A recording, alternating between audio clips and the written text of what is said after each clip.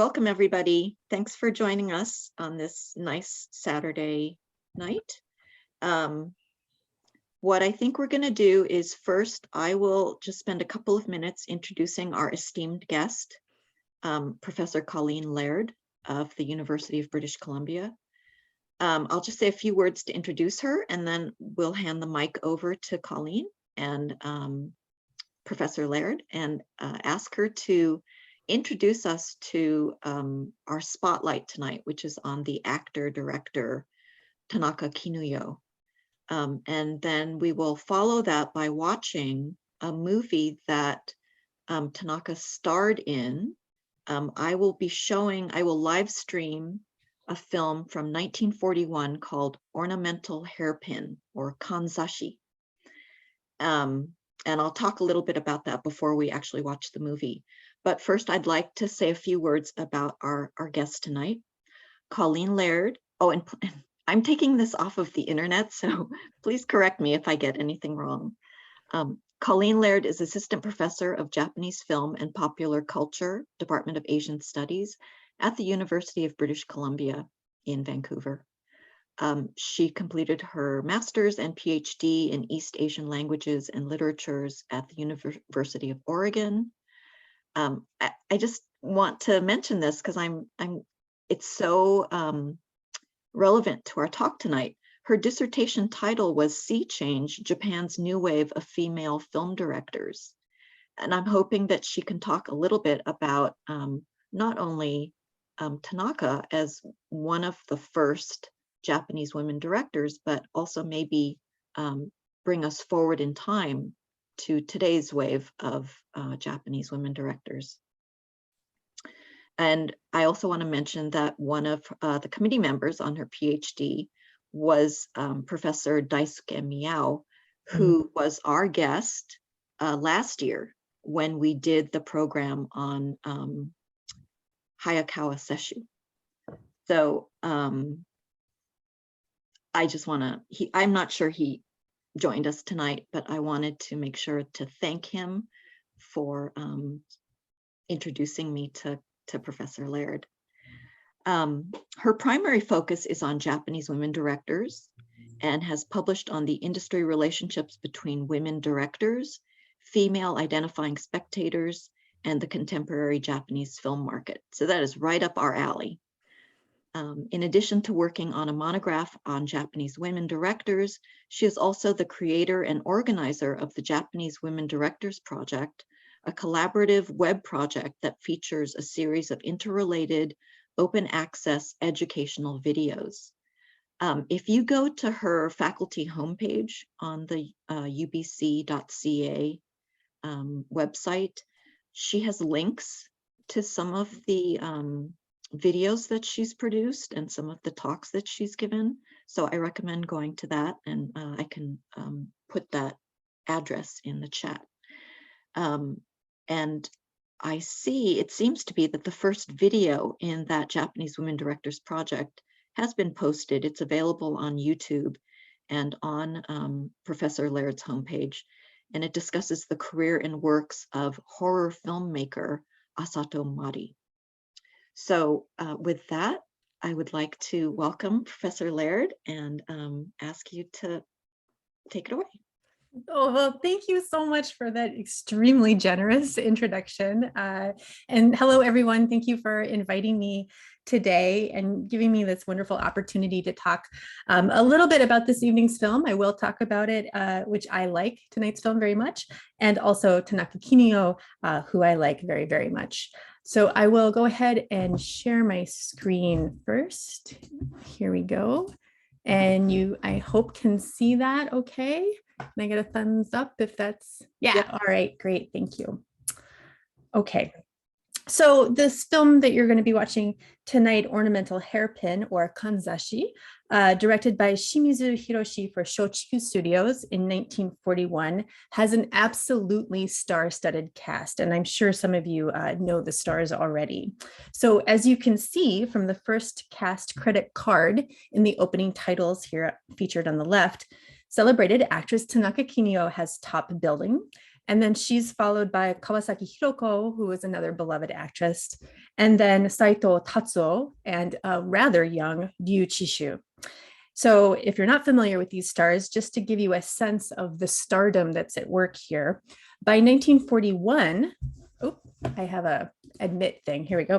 By 1941, Tanaka had already been in over 120 films, including films that are very well known today, such as Ozu Yasujiro's I Graduated But, Daigaku wa Detekeredo, Gosho Heinosuke's The Neighbor's Wife and Mine, Madame to Nyobo, which was the first full sound film in Japan, and Dragnet Girl, Hijousen no Onna, also directed by Ozu. Kawasaki Hiroko had been in over 70 films, including Kinugasa Teinosuke's version of Chushingura in 1932, which also starred Tanaka Kinuyo. Saito Tatsuo's career at the time had also spanned over 120 films like Tanaka Kinuyo, including many Ozu films, such as I Flunked But, Rakudai wa Shita Keredo, alongside with, actually, Tanaka Kinuyo. He was also in That Night's Wife, Sono Yo no Tsuma, I Was Born But, Umarete wa Mita Keredo, and the brothers and sisters of the Toda family, or Todake no Kyodai. Now, these last three films also had Ryu Chishu in them. And then Saito was also in Teinosuke's Chushingura with, of course, Tanaka and Kawasaki. So Ryu Chishu would go on to become, of course, one of the most famous Japanese actors known around the world. But even in his youth, by 1941, he had already been in over 40 films. So on the surface, Ornamental Hairpin is a straightforward romantic comedy / drama. So Emi, played by Tanaka, and her friend Okiku, played by Kawasaki, are on a pilgrimage and they stop at an onsen ryokan in the mountains. There's some long-term residents staying at the inn, most notably the very, very grumpy Katada sensei, played by Saito, who's really bothered by the sound of women talking or women having fun or really just women being around, as you will see. Also in residence is a young soldier, Namura, played by Ryu, who's on break from his military service. So one day while lounging in a hot spring, Namura steps on a kanzashi, an ornamental hairpin, and severely injures his foot. It turns out that the hairpin belongs to Emi, and she spends the rest of the film helping Namura recover from his injury, and then she falls in love, right? It's very simple. That's pretty much it. Except, of course, it's not simple at all. For me, Ornamental Hairpin is a deeply complex film with layers of profound emotion that simmer just below the surface of a comedy facade. Shimizu, the director, overtly signals the film's complexity in the opening scene. So on the way to the onsen, Emi and Okiku share a brief chat as they walk apart from their group. And at the end of the conversation, Emi reveals that she's been thinking about something, that she just sort of remembered something from earlier. Her friend asks what this might be, but Emi doesn't say, and the scene ends. It's a kind of ominous start. The screenplay itself is telling us that there's something that it's not telling us. The blatant declaration of omission or subtext is repeated throughout the film to comedic effect, as Katada sensei is forever pushing others to explain just exactly what they mean. どういう意味ですか?どういうことですか?それは何でしょうか? So about 10 minutes into the film, the male residents of the inn, as I have said, are lounging in the hot spring. And Katada sensei is again harassing his companions for, explicit meaning, but he's interrupted by cries of pain from Nanmura, who has stepped on the submerged hairpin. It's an object that's hidden beneath the surface of the water that we actually never see. So although he's so injured that he can hardly walk, Nanmura makes light of the wound soon after, saying, "There's something poetic about finding a hairpin in the bath." Now, this allusion to poetry here again encourages us to embrace subtext, to look for metaphor and meaning. I believe that the pleasure of interpretation lies with you, the individual viewer, so I will leave that search for meaning up to you. But I will say that one can hardly shake off the historical context of the film. As you all know, by 1941, Japan had already been long at war. And by 1941, the imperial government had already set in place many film regulations that prohibited negative depictions of war and war experiences. So while I'll leave the interpretation of the film up to you, what's most curious to me is the presence, or really more precisely, the absence of Tanaka Kinuyo throughout the film, how she comes into the film, how she leaves it, and then how she's welcomed back in. So as I've already said, she comes in first actually by name, right? Leading the credits. And then she graces the screen for a mere 2 minutes as she walks and talks briefly with her friend. We don't actually see her again until 20 minutes later, which is a lot of time in a 75-minute film. It's basically a third of the film. During that time, the screen is a world of men. They've chased away those noisy women and have settled into their routines of fraternal companionship. And yet, Tanaka's presence is felt, and it lingers under the surface of the film the whole time. After all, it's her hairpin that causes the fuss, her hairpin that, like her, is felt but not seen.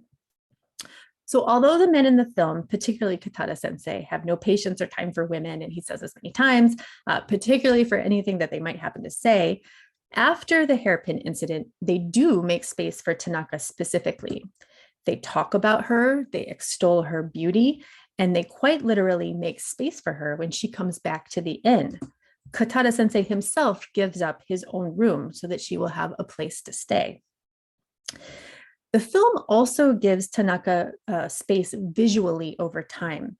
At first, only a figment of imagination in this onsen world of men, once she returns to the inn, Tanaka's presence on screen increases over time, but it does take time. As the film focuses on Nanmura and his recovery process, Tanaka as Amy mostly exist in this film space in long shots pulled back and in group shots where she's surrounded by people, with only a few exceptions along the way. By the end of the film, however, Tanaka takes up the whole screen, taking command of the camera. The camera loves her.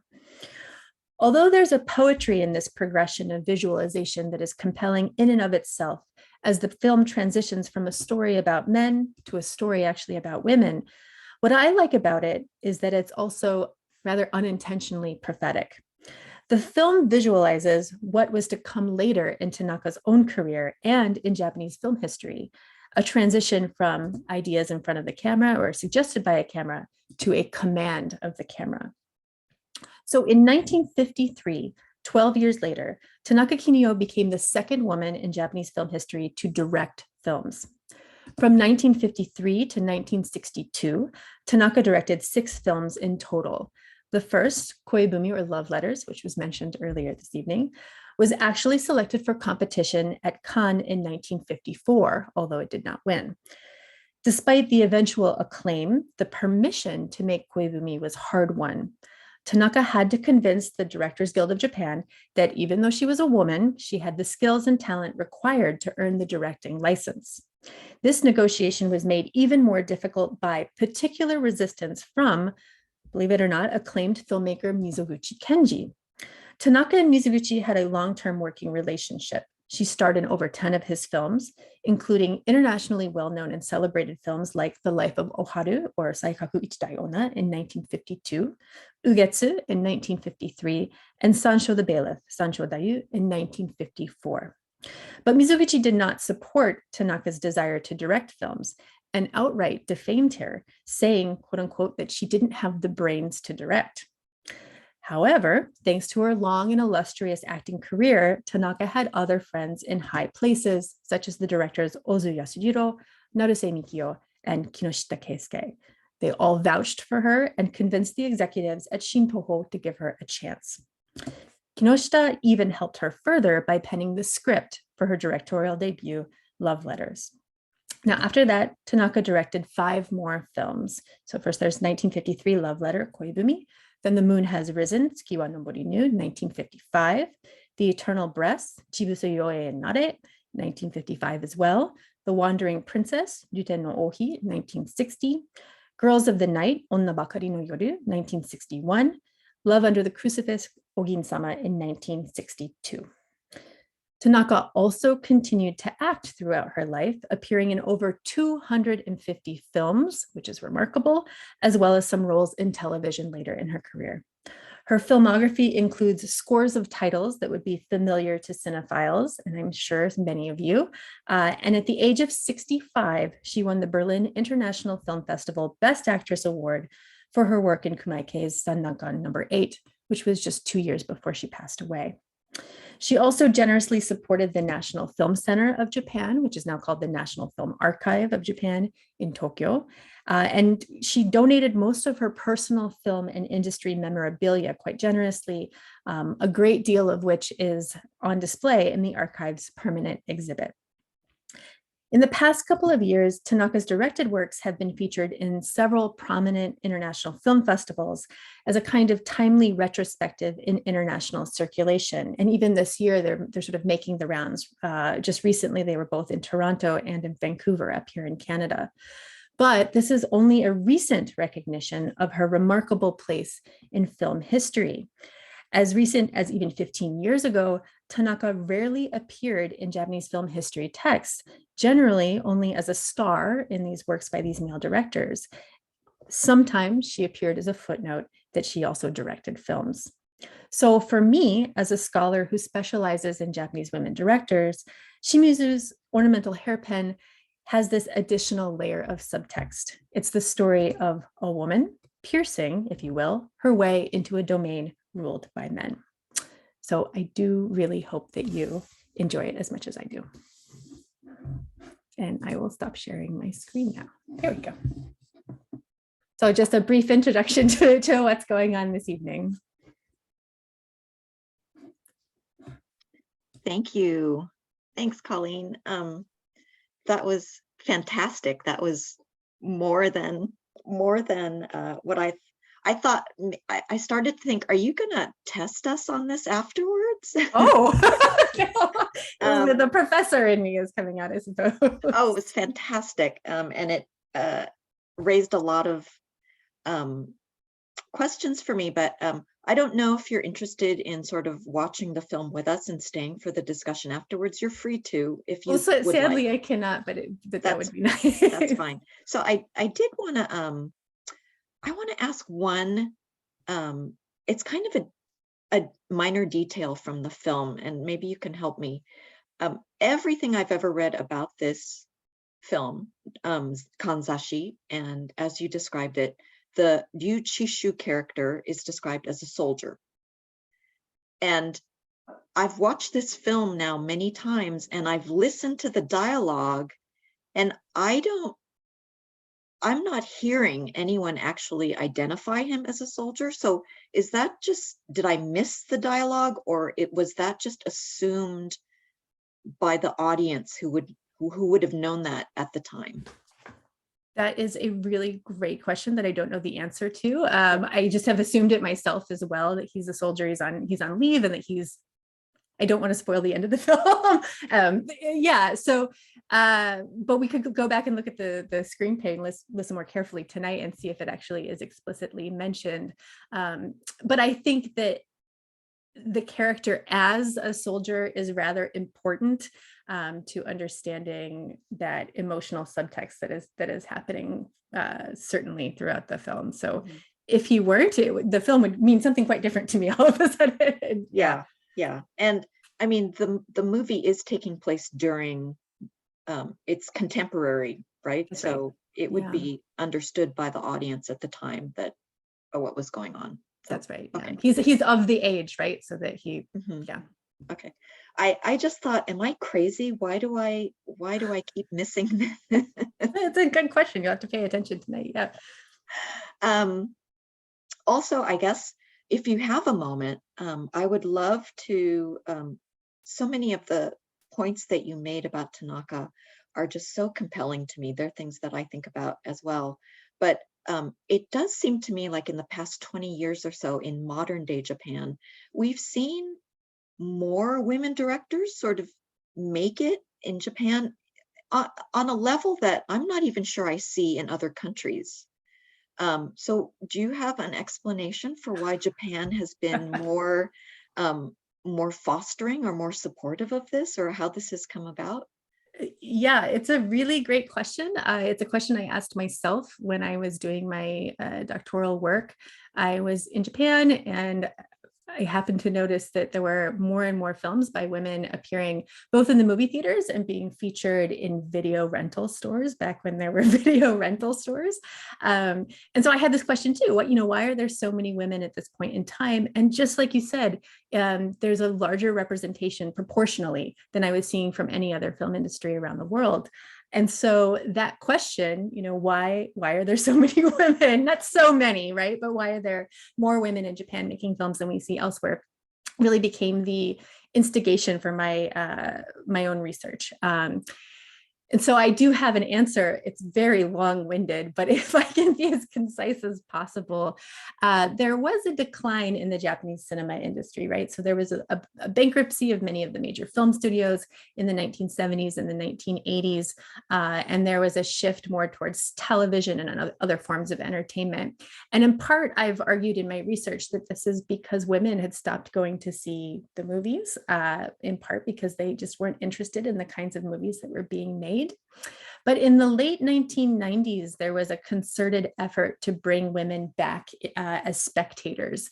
And this is largely because young women in the 1990s and early 2000s were having very different lives than women of previous generations. So they were early career women, they were college educated, and most importantly, they had income and were choosing to get married later in life. So they were living with parents often, and they had spending money that they weren't using. And so this particular demographic became very much a focus for various markets in Japan, including the entertainment industry. And so they started making more and more films directly focused on a young female demographic. And it turns out when you start appealing to a demographic, you start to inspire young women to also make films, right? That's representation. And then there were also things like film schools and film festivals that came up that were trying to support this idea of female-focused film. And of course, there was the idea that women would go to see movies that were made by women, right? So there was also a concerted effort to foster a new generation of talent. So a lot of the very famous directors that we have now, like Ogiyami Naoko or Nishikawa Miwa or Ninagawa Mika, came out of this generation of film festivals and college education that focused on film in order to become directors. So they're right at this era. So I suppose it's a bit of a downer to say that there was a large marketing push behind fostering this generation, but I'm certainly glad to see it. And undoubtedly, I knew I would go on quite a bit, but undoubtedly changes in technology and infrastructure helped as well, right? So you had home video cameras that came out, especially digital camcorders, computers so that you can edit your own films. So you didn't have to rely so much on a formal studio in order to make a film. You could pretty much make a film at home. And this is how directors like Kawase Naomi, quite famous, right? This is how she got her start, is by making these home videos that she could do, on the cheap without having to rely on anyone else. So it's a multifaceted answer, but hopefully that paints a picture of the puzzle. That's great. Thank you. I'm sorry to sort of put these questions to you. No, not at all. But, maybe one last question is because some of us watched Love Letter last night, and we were commenting on the film afterwards. And one thing that we kind of said was, well, this film would have been so different if it had been directed by a man. And I'm wondering, is that sexist, or what is happening there? I mean, it really does feel like there's a sensibility, or there's a perspective, or there's something there's a feel to the movie that we get by watching a woman who has directed it. Do you agree, and do you have thoughts about what that is? Yeah, I absolutely agree. I don't think that there's anything like essentializing about, oh, she's a woman director, so therefore, it really feels that way. And yet it does, right? So I have that sense as well. In particular, there's a moment in the film. So I encourage everybody to go see it if you can. It's a really lovely film. There's a moment in the film where the narrative has really followed the male protagonist who's been yearning for a woman that he hasn't seen since before the war, when they were childhood sort of sweethearts. And it follows his story for the most part, which is very typical of films at this time, right? But there's a moment where they meet up with each other suddenly, and there's a train, and the train sort of leaves the station, and we get this flashback sequence. And from there, we get this montage of her, the female protagonist, experience of the war and of her family and all of the hardships that she sort of had to endure. So there's this pivot moment where we were following the male protagonist, and then we suddenly transition into a very different perspective. And that's the moment to me where it feels like there's this tremendous amount of care and intention that goes into telling this woman's story that, you know, even though great directors like Mizoguchi also told the story of fallen women and women having hard times, it feels different, right? So I completely agree with you, but it's hard to put your thumb on what exactly it is, right? But it just feels different. Mm-hmm. Thanks. So we were just talking about 1953's Love Letter, which is not what we're going to watch tonight, but No. I just wanted to ask that question. Just as a final question, do you have a favorite Tanaka film or that she either directed or starred in? If you don't, that's fine. No, she made so many films and so many. many of them are fantastic. I teach in my introduction to Japanese cinema class, which is a historical survey. I do teach Koibumi, I teach Love Letter. I love it so much. But I also teach The Neighbor's Wife and Mine, which is the first film Taki, and she's fantastic. And that she just shows up in everything that's fantastic in Japanese cinema history. So it's hard for me to pinpoint them. Any single one of them is standing out. She has a wonderful body of work. I see in the chat here that there was also some questions about maybe romantic relationships between Tanaka and people in the film world. So the director Shimizu, she lived with him for 2 years, and they were common law married for those 2 years, and then they, you know, divorced or whatever the version of that is when you're no longer in a common law marriage. So that romantic connection is there. And then, yes, as another person in the chat has said, that there's a lot of speculation and rumors that there may have been some romantic connection between her and Mizoguchi, and that may have had to do with why he felt a kind of ownership over her as a person in the film world, and didn't really want to have that power dynamic usurped, maybe. So, but it is highly speculative. We don't know for sure, but that idea exists out there, certainly. Mm-hmm. Yeah, and I just know from my online searches and reading parts of your dissertation that Mizoguchi was actually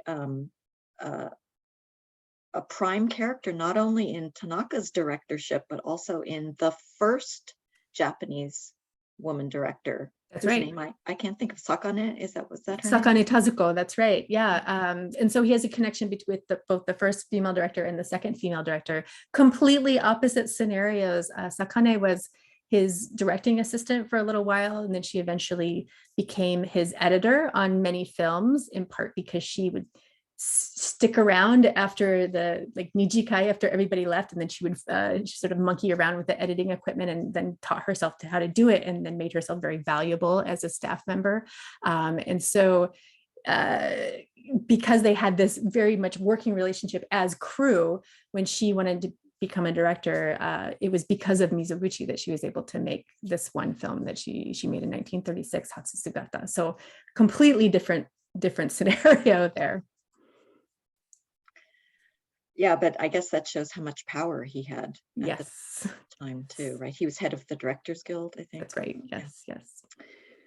Well, I could talk to you all night, and I'm sure if we opened up questions to everybody, we could get all kinds of discussions going. And you'll just have to teach a MOOC class or something that we can all take on women in cinema, because we would all sign up for it. But thank you so much. Oh, thank you. You've been more than generous in your compliments. And the version we're going to watch tonight, I hope it will give you a sense of not only the director Shimizu's filmmaking, which I hope we will talk about after the film. But it will give you a sense of what we've been talking about, Tanaka Kinuyo, and her star power, and her acting, her range of acting, and how she commands this film. I hope you will get a chance to talk about that in our discussion after the film.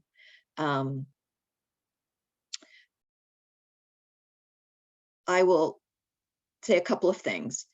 One is Professor Laird already gave you an excellent context for the film. I will just add that this film did come out in 1941. I want to stress that. And so Japan was in the midst of a war with China, and their aggression throughout Asia. And when this film came out in August 1941, that is just a little over 3 months before Pearl Harbor. So, oh, and then also, as Professor Laird mentioned, Japan under a military regime was subject to laws that affected the film industry that mandated that films be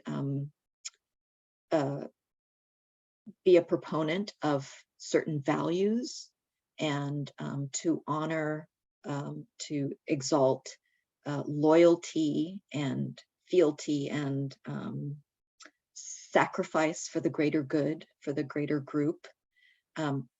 Film studios were supposed to issue those kinds of movies at the time, and not so much about individuality or individualism or individual fulfillment. So as you're watching this film, I'd like you to think about, did this film fulfill its mandate under the laws of the time? And if not, how did it get made? How did it get past? How did its script get past the censors? And how was it able to find distribution? We can talk a little bit about that. And then the last thing I will say before we start the film is, this is a crappy copy. I tried to clean up the subtitles, but like I said, Zoom won't let me play that file. So what you are going to see are some typos, a lot of typos in the subtitles. And at about the 45-minute mark, there's going to be a line of dialogue, and the line is, "I agree." And "I agree" is going to show up in every subtitle from that moment until the end of the film. And it's distracting. It's not what the characters are saying. So just try to block out every time "I agree" shows up at the top. Just try to block that out, because that's not actually part of the dialogue. So I apologize. But I hope you'll like this film as much as I do, and as much as Professor Laird does. And then we can talk about it after. So I'm going to share my screen, and you may want to turn off your video to maximize your video output and input, and I will start the film.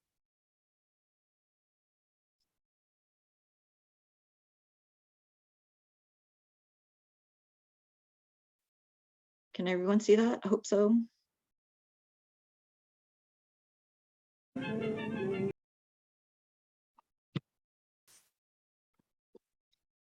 Hi, everybody. So you can turn your videos on now, and we can start our group discussion. Ruth says she deserves an Academy Award for walking up all those stairs in a kimono. I want to know what people thought about the movie. So I'm going to change my view to gallery so I can see everybody. But just in general, do you want to give like a thumbs up or a thumbs down? What did you think of this movie?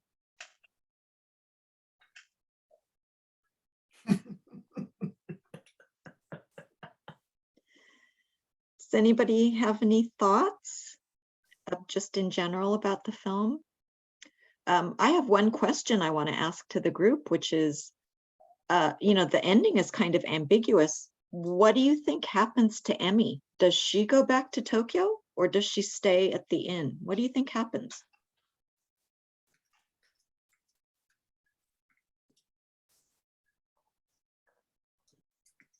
I think she stays.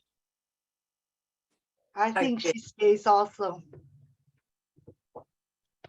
Yeah, I agree. I think she's not going back to Tokyo. So what will she do at this? What will she do if she doesn't go back to her old life? It's very hard for the lady at that age making a living in that Shimobe Onsen, which is about those days, about 5 hours, probably even 6 hours from Tokyo. Right now, it's even using Shinkansen, it's about 2.5 hours. There's nothing, no typical industry location in that little town, other than having hot springs, inns here and there. And it prosperous because the Nichirenshu that they're going to Nammyoho, that's Nichirenshu, that's a religion, one of the sect, big sect. And the huge temple, 2 stations before Shimobe Onsen, the spring town. And that's why the inn gets all those pilgrimage people. And that's how that little inn can barely making ends meet, I'm sure.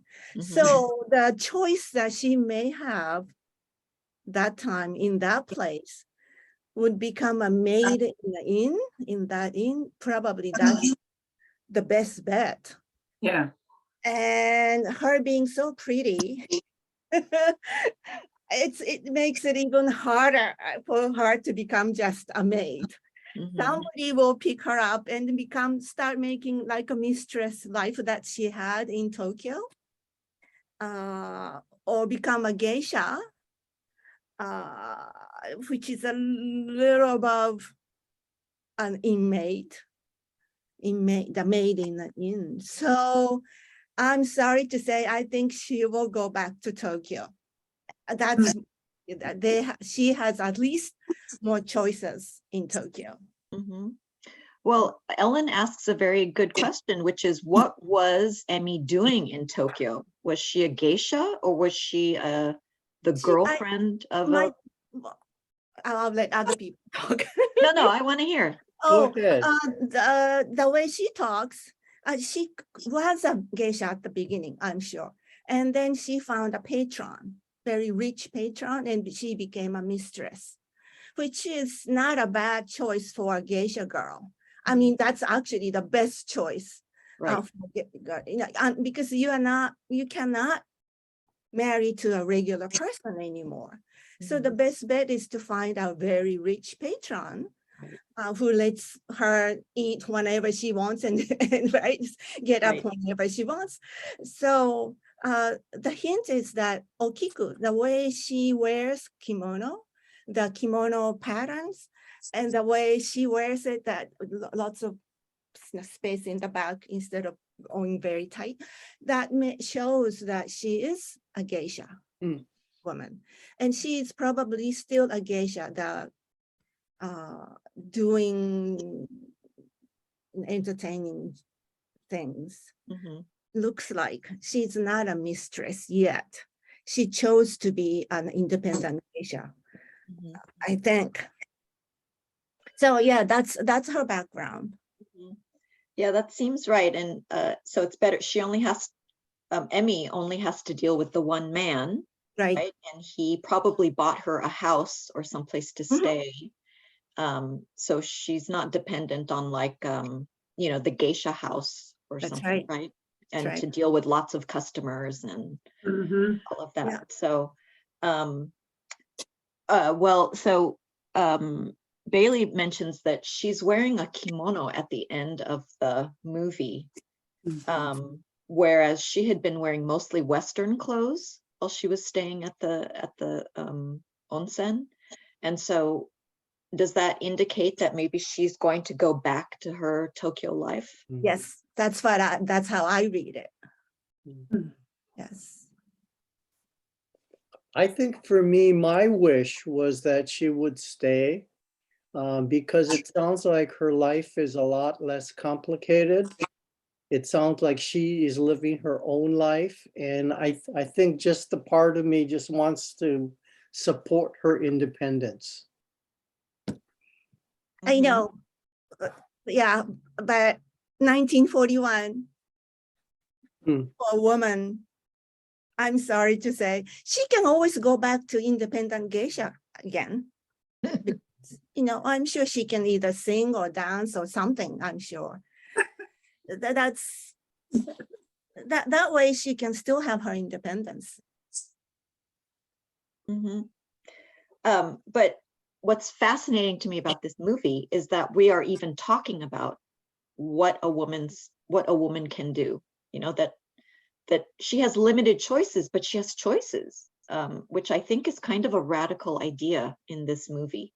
And what Professor Laird was talking about in her introduction is that the movie starts from focusing on men. And so you kind of think that the movie will be at least about the Ryu Chishu character, or at least about a romance between the two. But the two of them actually don't have another scene together. They're filmed mostly apart or as part of a group. And so then the focus shifts to her, and we're really, really laser focused in on her feelings, her desires. What is she going to do? We don't really learn a whole lot emotionally about the rest of the characters, but we feel like we know her, and we're watching this movie through her perspective. And I find that radical for a 1941 film that is supposed to be promoting nationalistic values. So it's really amazing to me that this film got made at all, frankly. I think I've read some other papers written about this movie, and there is speculation that, the film sort of pays lip service to certain things, like maybe the fact that the Ryu Chishu character is a soldier. Maybe that does show some patriotism, maybe, or the fact that he recognizes that he has to go back to his duty in Tokyo with the military. Maybe that's how it got past the censors. But when I watch this film with my 21st century eyes, I just see a woman's film about what is this woman going to do, and so I really love it. I'm really fascinated by it. So I would love to hear other people's thoughts about it. Did you like it? Did you not like it? Shoshana, you had written Yeah. some things in there. Or Alan, do you want to say something? Yeah. Shashan, you want to go first? I really loved it. I thought that, in many ways she did have a very traditional livelihood where she basically was a bought woman. And she left that. And, she actually didn't tell him that she was leaving. She wrote that letter that she was coming, and she didn't tell her patron that she was going to leave. And she did arrive, and she's being introduced, but it's very interesting, rather than just saying, I'm sorry that it happened, I apologize, now I'm going to leave, she decides to stay. And that's what's really interesting, like her overtures to the kids, and where she invites the kids to stay in her room, and because the guys are snoring so loudly they can't sleep, and and eating together, and it's and then playing the whole role of trying to coach for the walking exercises. It's a very different kind of role, and it's not an entertainment role. It's a very different role for her. So I really appreciate it. And things like, like when she was washing clothes in the stream, and she was just saying, oh, well, I'll wash them. And then she's telling the boys, oh, why don't you go swimming? Just take off your clothes, go swimming. She's actually kind of directing things where before she would probably have never been able to do. that. And watching Ryu walk up the stairs. And then what was really, I think, to me, very critical is when she carries him when he can't quite make it across the bridge, carries him across on her back. That's very unusual. It's very few movies you're going to see where the women are carrying the guy across the bridge. And it's very difficult because it's a tiny little 2-plank bridge. And she's wearing geta. She's trying to carry him on her back. Now, that would have never happened in her other life. She would never have been in that kind of role. So I think that it was very interesting to see her evolve as she's showing off her arms. I'm getting suntanned, and that's a big no-no. You don't get suntanned. So I think that it's like watching her slowly find herself. Mm-hmm. So I'm not so sure if she went back to Tokyo. I still think she will go back to Tokyo, but with new ideas, new concept that she had a nice summer. Probably her first time in her life, she had a free summer on her own with kids, with nice young man, and I love those characters. They're so funny and so lovable. Those professors and the husband keeps saying "my dear," oh my, every other word. Anyway, so now she knows the different world. Even though she will go back to the same role in Tokyo, she's a different person. That's Yeah, I think when I look at from the beginning, how she was beautifully dressed and had a hair, the Japanese style hair, and she just stunning, beautiful. Then next time you see her is in Western clothes and just doing, chores just like we do, washing clothes and like bathe kids, go home, go, take baths and so on. It's a completely different profile from the beginning to the middle. And at the end, she put kimonos on, but she doesn't wear the hairdo, just the regular hair, and go up on the steps. So to me, she found a new life. And she'll cling to that, and I think she'll hold on to that because it was so dear to her that she experienced that what she hasn't never experienced before. So it's my thinking is she's gonna stay somehow, make a living. I love this. I love how, we don't know, and we can sort of bring ourselves into this story for what we want for her. And yeah, I think it's quite beautiful at the end when she recreates all the moments by herself, so she walks in the field and she goes over the bridge and then she walks up the stairs. I think that's a beautiful ending to that film.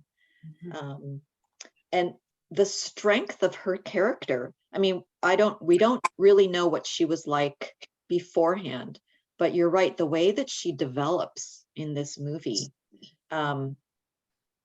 to the point where she is carrying him. On her back. Yeah, that was pretty startling to me. And also the way she touches, there's touching that's going on in this film that I think expresses some like self-fulfillment, that she's expressing her desires, so she will just reach out and just touch someone who she doesn't really know very well. But because the other theme that I think is happening in this film, which I find very interesting, is this idea about a found family, that this community that forms at the onsen becomes very strong, so it becomes like a family. They become like a family unit or something. They're kind of close and they want to continue to see each other in Tokyo. And so that seems like a very strong theme that's going on in this film. And there are a lot of metaphors, like the poem, right? So they're writing the poem, and the guys are saying, is she going to be beautiful? And then they're like, so relieved, she's beautiful. So they think that's the end of the poem. But really, the poem is that she is so much more than just beautiful, right? And that she begins to then find her own song or writes her own poetry or whatever, and there was that whole discussion about whether you recite someone else's poem or you write your own, right? Oh, I love that. Yeah, that's terrific. There is a lot of symbolism going on in this film. Also about this idea of starting over and sort of washing yourself clean, so she, at the very beginning of the movie, she says, I like the sun because it's making me sweat out all of the tobacco and alcohol and makeup out of my face. And then she's seen doing laundry. And so, there's this idea about washing yourself clean and starting all over again. Alan, did you want to say something? Yeah, I feel that I was primed by the initial presentation of the professor, that this is about women having more power. I noticed the husband listening to the wife and kind of, saying what his wife said, and the guys kind of looked at him like, what are you doing? But it seemed like there were themes like that where women had a voice, that women count. And I almost thought she might walk into the onsen at some point and said, hey, this is mine too. I mean, but she didn't. But it was that sense of equality, that sense of, I'm a person in my own right. And that's why I don't think she went back to Tokyo. I think she found herself and was comfortable with it. And anyway, I was primed by this idea of women kind of taking their place. As Takako said, it was a tough time for women. At that point, I think women basically had very few individual rights. I don't think they could own property. They couldn't vote. I don't think they could freely divorce. So this was radical then in 1941. Yeah. To be putting out ideas of women being independent, women making choices for themselves, for what fits them the best. Especially the fallen lady, not just a regular girl, but a geisha girl. Yeah, I'm amazed. And it was 3 months before Pearl Harbor. That's really amazing. Yeah. How do you think Japanese audiences, this movie did well at the box office, but how do you think Japanese audiences would react to seeing something like this? Probably shocked. Broke a lot of rules. No, actually, going back to Japanese history, Meiji era was a very feudal era, and Showa is going totally to nationalist. But Taisho era in between Showa and Meiji was a very democratic era. Yeah.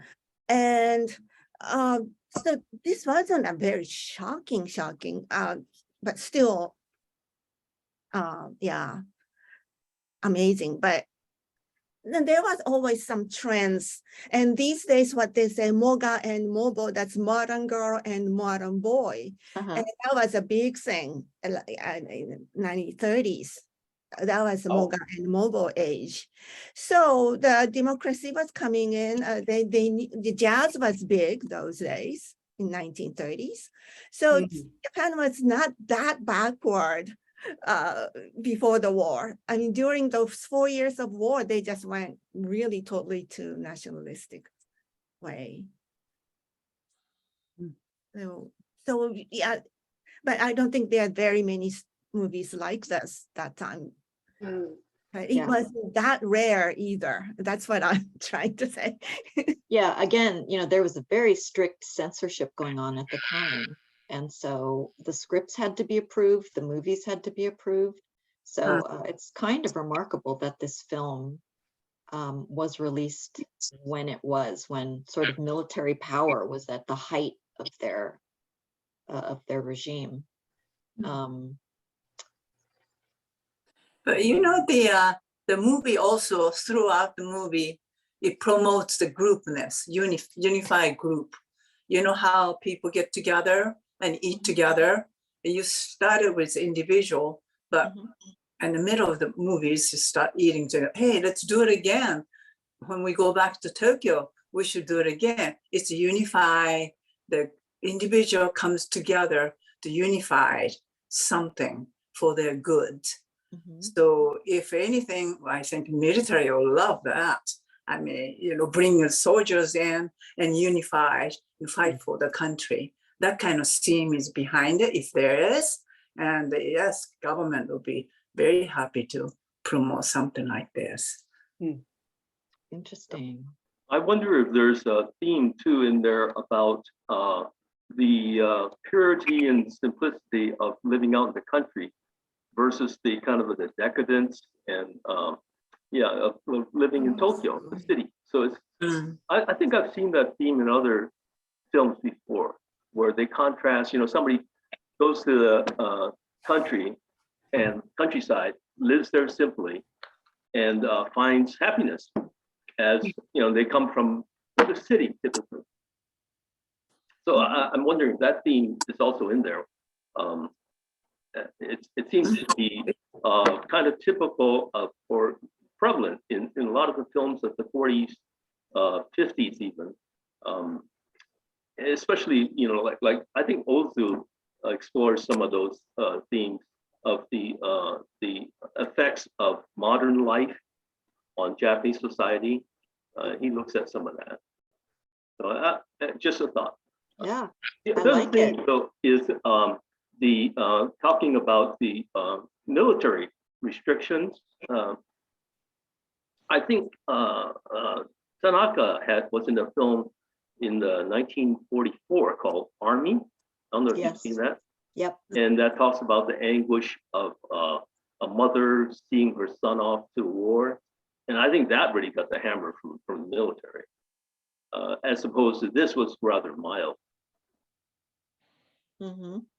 Yeah, good points. I like the idea about contrasting the sort of decadence and maybe the depravity of the city life versus the purity of country life. That theme's come up before in other films. Actually, another film, I forget which one we saw, but I thought it came up before.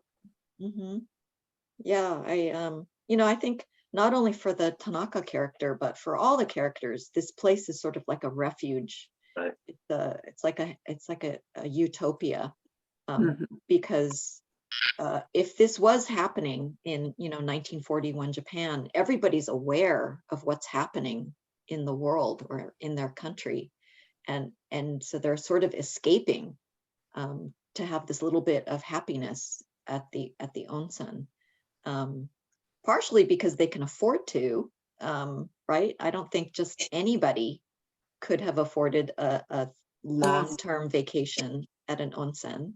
So these people are of a particular class, I think. Ellen brings up a good point. She doesn't think you would find a proper woman traveling on the road by herself and staying at an onsen by herself. Does anybody have thoughts about that? Sure, that's true. Maybe back in 1941. Yeah, that's very true. Yeah, they wouldn't be not at all. But of course, she's being professional geisha, so maybe she had a means of doing that. I don't know. That's right. That's why she had to be something like a geisha. Yeah. She had a money. She had a patron who paid for her living conditions. So she was able to do that. And if you notice the friend that came to bring her back to Tokyo, she definitely, to me, looked like a geisha. Yeah. She was not, just a friend from a proper family. Yeah. Yeah. Yeah, Ellen, what did you think of the movie? Did you like it? Well, I was writing down some adjectives that I thought kind of came out during the movie, and you saw, obedience, conformity, complacency, and people conforming and being apologetic and showing deference to maybe an older person or somebody who was in a different class than themselves. Like the professor, everybody seemed to was paying deference to him. He was a grumpy old guy, but yet, they didn't challenge him. Well, I wondered about that, about the character of the professor. I'd love to hear people's thoughts about that, because except for the guy who kept apologizing for referring to his wife, it seemed like everybody else just kind of wrote this guy off as a grump. Yeah, they voted that he be the chairman of their, of their meeting committee. But really, when he would just yell, they would just sort of let him yell and then do whatever they wanted anyway. And he could never get a masseur for the whole time he was staying there. So it's not like he was getting his way in everything. And in a lot of ways, the men in this movie are all kind of ineffectual and passive in a way, Right. Yeah, I didn't find a single male character who I thought was in control of the situation. Right. This is the idea of the poetic illusion. What, Shoshana? The professor introduces the idea about the poetic illusion and how the British is beautiful and how that will actually carry forth the story. And he actually volunteers to move out of his room so she could have a room. In some ways, he actually pushes the story forward. He, I think, represents very much kind of the conventional view. All this noise, all these people are kind of getting in my way. But he also understands she comes. He thinks what? She comes to see, Emmy comes to see and apologize, how significant that would be. And I don't think other people understood that. And he introduces the whole idea that it's just more than her just coming to say she's sorry. This is part of the whole story behind that when she shows up. And I think for Ryu, who, when she comes to apologize, he's just kind of sitting there. Well, yeah, that's okay. It's okay. My foot's okay. Don't worry. Don't worry. It's okay. You don't have to say sorry. It's all right. All right. And then it's up to Emmy to carry the story for, because she could have just gotten up and left after that. They could have just said, she's a very beautiful person that came, said she's sorry. Now she's leaving. But then that's actually where the story begins. And you begin to think about what kind of illusions do you have. Mm-hmm. So I think that he played the kind of the grumpy voice that you hear in the background. Don't do this. You're getting on my nerves. Why isn't the food better? This is too boring. What we have every meal. Can't we have a better meal? How come he always wants to play go? So he's kind of like the standard. This is the way it's always been. Don't disturb it. But he also pushes the idea a little bit forward when he talks about illusions, poetic illusions. Yeah, that's really interesting about poetic illusions. I think Reed wrote a couple of comments about how the men at first seem to be sort of chasing illusions, but the movie ends up being about Emmy's illusions and what she fantasizes about. Reed, do you want to unmute yourself and talk a little bit about that? Yeah, okay. Yeah, so I kind of agree. I think the professor is an okay guy. He's grumpy, but he kind of knows what's going on. When he sees the girlfriend of the main character of Emmy, he can see that she's a working girl, and he knows that probably she's a working girl, but I think he's like old enough and wise enough, and he has that kind of poetic sense enough where he's, you know, maybe hopeful that everything will work out for the guy or Emmy, and it doesn't.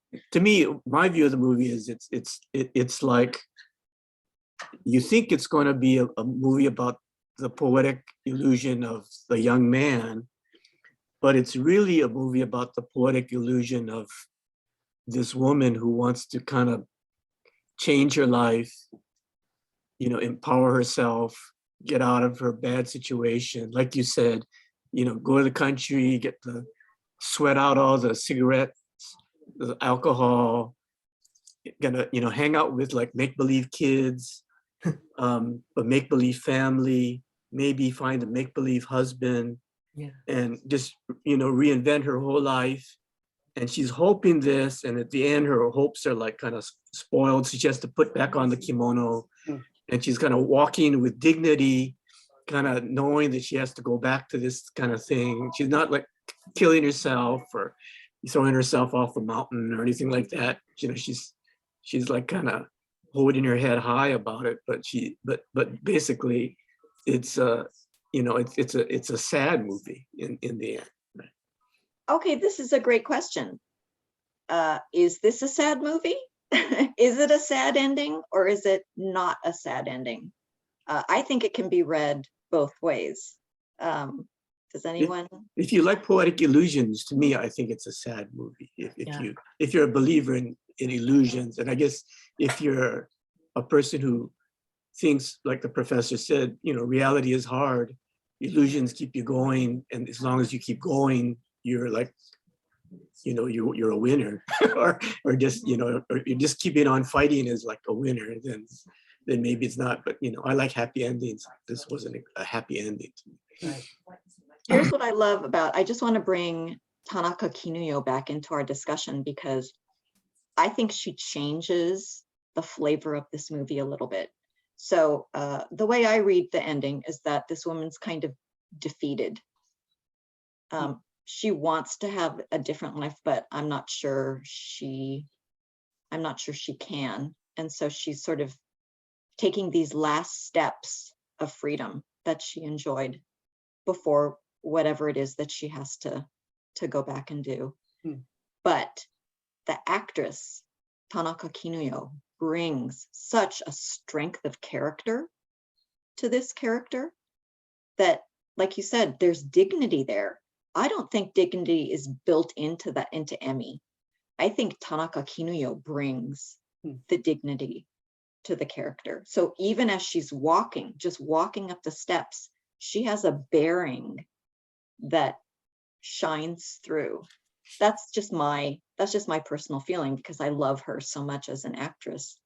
And I think she always brings that to whatever role she plays. And she's played a variety of roles. She can be the modern career woman. She can be a prostitute. She can be, you know, down on her luck, mother, sacrificing mother. She can be like so many different things, but she just brings that something, just that essence of herself to the films, I think.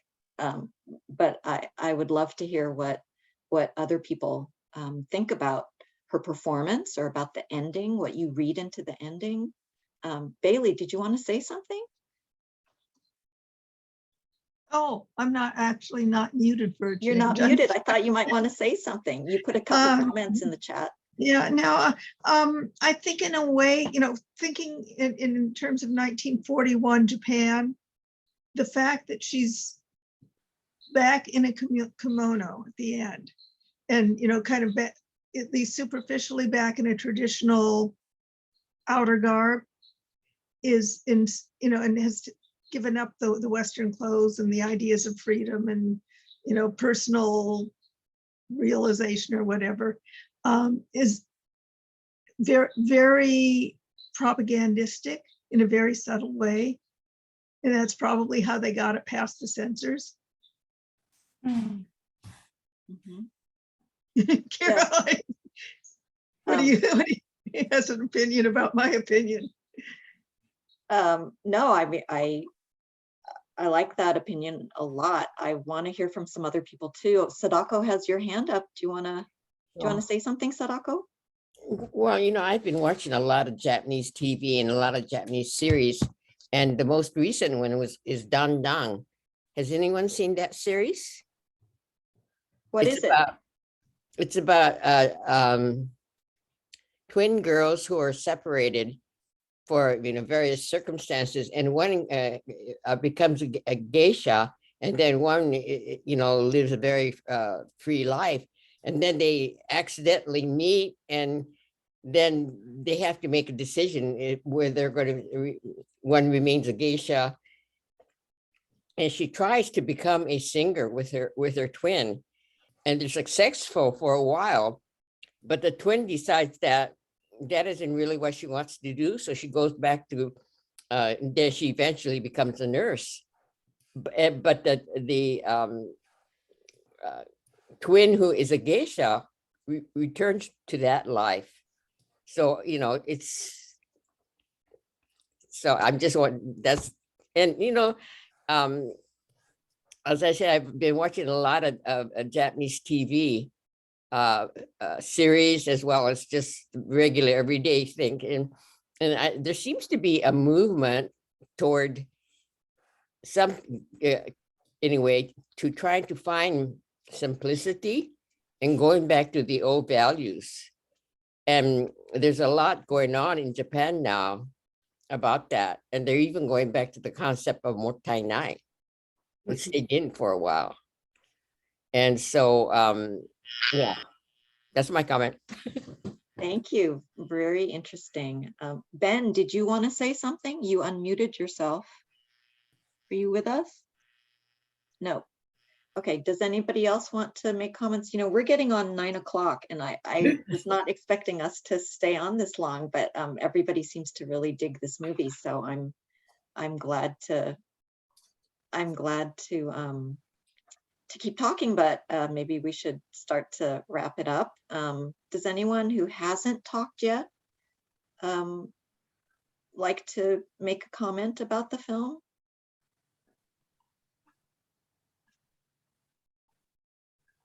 I will. Okay. I'm kind of new to the group. Hi, I'm Kathy. But anyways, when we were talking about poetic illusion and reality and all, for them, I think while they were at the onsen village during the summer vacation, that was their illusion, kind of family, whatever they wanted to be was there.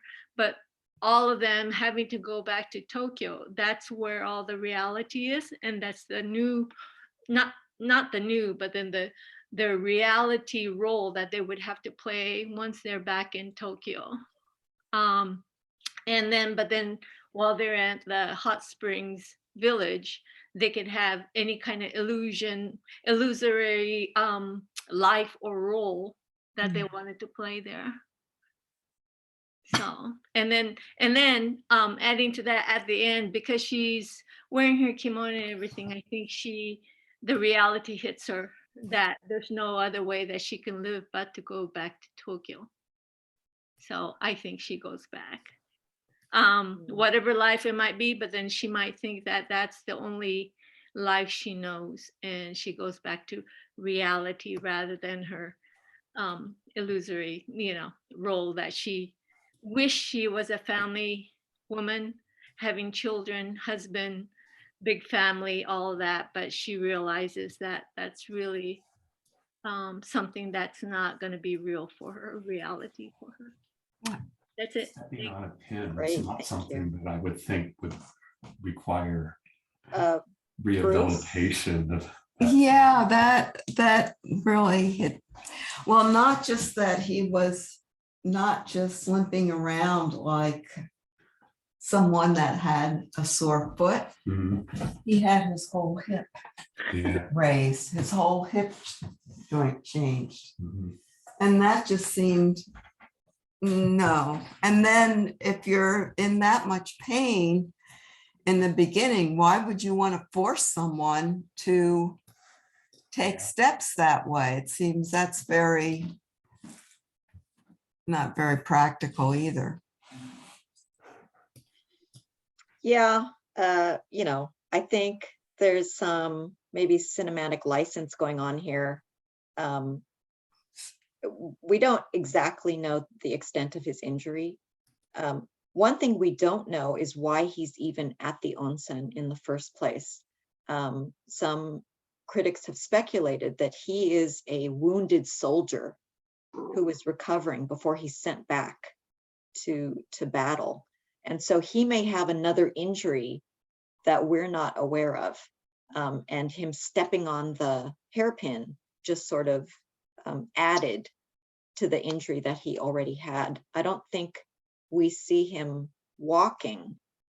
When we first meet him at the onsen, he's sitting in a chair. So we don't know how mobile he is, even before he steps on the kanzashi. So, but regardless, I mean, point taken, it does seem kind of silly at points that he's, that he doesn't seem to be really rehabbing the way that we would do rehab now. But I think for purposes of the film, they had to do it that way. And I just sort of went with it, with the different therapies that the boys came up with for him. Any other last thoughts, and then we should wrap this up. Well, I think if you didn't know it was, we knew 1941 that Japan was at war, but if we didn't know what year it was made, and just looking, you wouldn't really know that there was a war going on, because it's in the country, it's very idyllic, and there's no mention of the war. And, they mentioned, I think when they first found the pin, they're wondering, is that, was it an older woman or a younger woman? And, oh, it must be somebody in a kimono, because a pin like that wouldn't go with somebody with a perm. But in 1941, Japanese women did not have perms. That was frivolous. The movement was more toward Japanese dress and not Western dress. So it was, I was kind of interested. My father and his family were in Japan in the summer of 1941 and had to really scramble to get back to the States and not get trapped in Japan. And my dad mentioned that his sisters were constantly harassed because they both had perms. And people would call him out for that, what are you doing something like that for, and why are you spending money on your hair when there's so many more important things? So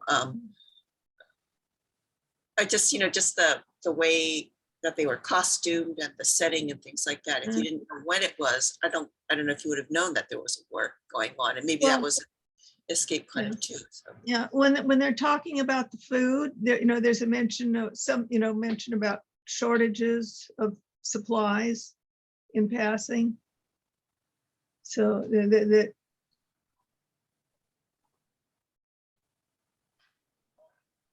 it's very muted that way too. Like it's not like really overt. And then, I like the professor. Oh, I was to say something that the professor, to me, changed a lot too, because he started out, he wanted to be alone. He was this grump. He just wanted to be left alone with his books, and he didn't like all those distractions. But by the end, he had become part of a community. He wasn't a loner anymore. She was the one that was alone. She'd gone in a group, but she ended up alone. And I had my idealized vision of her was she would take over the onset and become a grumpy old lady. Sorry. But Yeah. you know, another movie, I guess. I love it. No, I really think that ending was left open for you to project what you want to happen. Like, you know, does she go back to Tokyo and hook up with the Yuchishu guy before he gets maybe sent back to battle? You know, I don't think we're meant to know exactly for sure what happens, which just makes this such a delicious movie, I think, to talk about. Well, I could go on because I really like this film, and I'm so happy that you all had comments about this movie. It was I'm just really glad that we got a chance to share it and to talk about it.